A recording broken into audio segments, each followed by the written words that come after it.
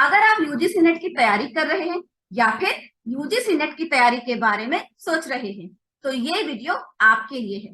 I am doctor Annapurna Singh and this is practice test for UGC NET JRF paper 1। But before we proceed, please subscribe to my channel and if you like this video, share it with at least 3 friends as guru dakshina. So let's begin.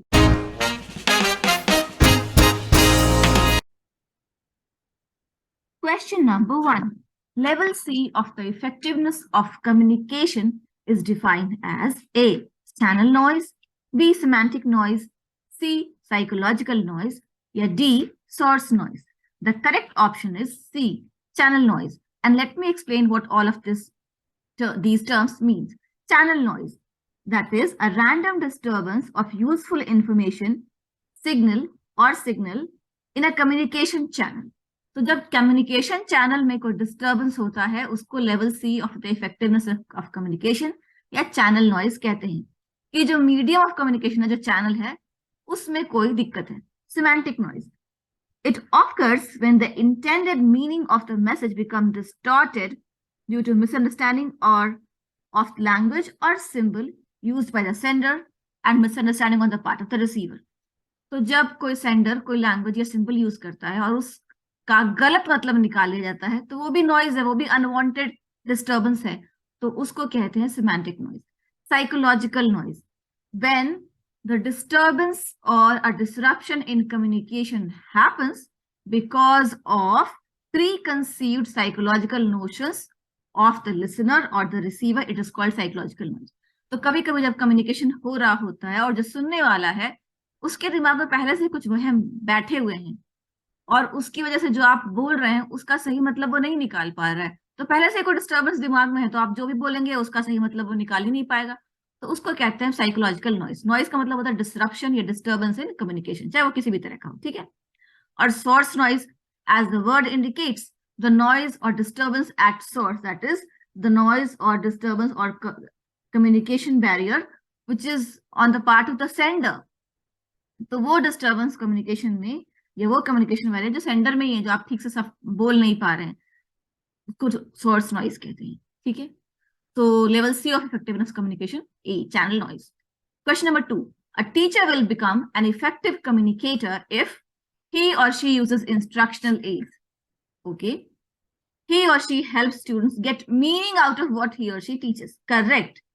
Teacher is most effective who can help students get meaning out of what he or she is teaching.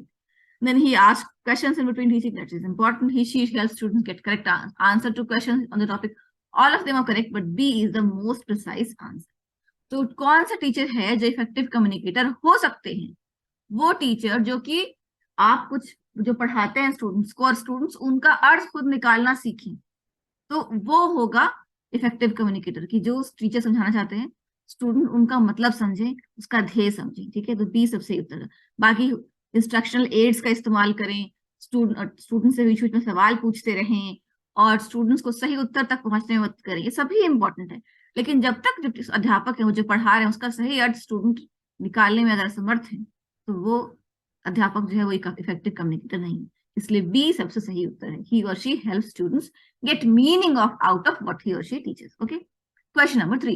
The psychological aspects of the classroom are best managed by A, the class teacher, B, the subject teacher, C, the principal, or D, the students themselves.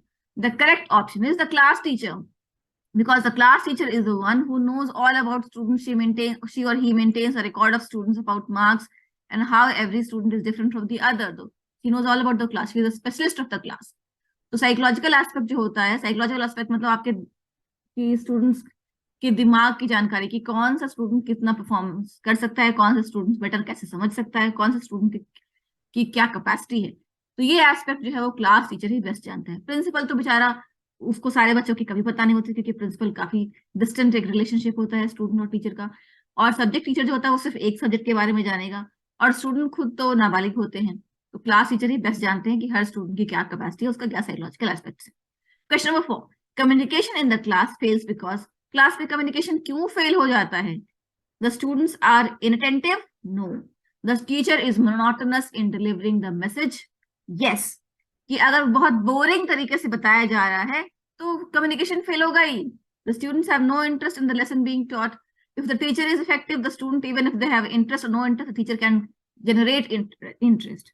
There is very much noise in the class, in and around the classroom. The teacher can handle that too. But if the teacher himself or herself is monotonous in delivering the message, communication in the class is bound to fail. So B is the correct answer.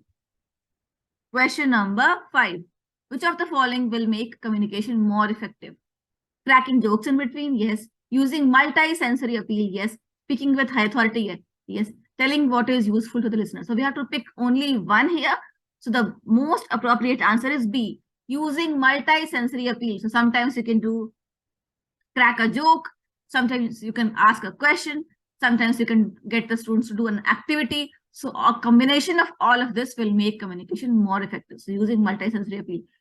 तो सबसे effective communication कब होगा? जब teacher crack करेंगे joke बीच बीच में, ठीक है, और अथॉरिटी से बोलेंगे तो भी ठीक है, और जो लिसनर्स के लिए यूजफुल है वो बोलेंगे तो भी ठीक है, लेकिन सबसे इंपॉर्टेंट है यूजिंग मल्टी सेंसरी अपील, कि मल्टीपल तरीके से करो। कभी टीचर्स क्रैक करें जोक, बीच में क्रैक करें, स्टूडेंट थोड़ा एंटरटेन हो, कभी टीचर बीच में सवाल पूछते, कभी टीचर स्टूडेंट को कोई एक्टिविटी करने के लिए देते। तो ये मल्टीपल चीजें का कॉम्बिनेशन जब होगा तभी कम्युनिकेशन मोस्ट इफेक्टिव होगा। तो बी सबसे सही उत्तर है, ठीक है।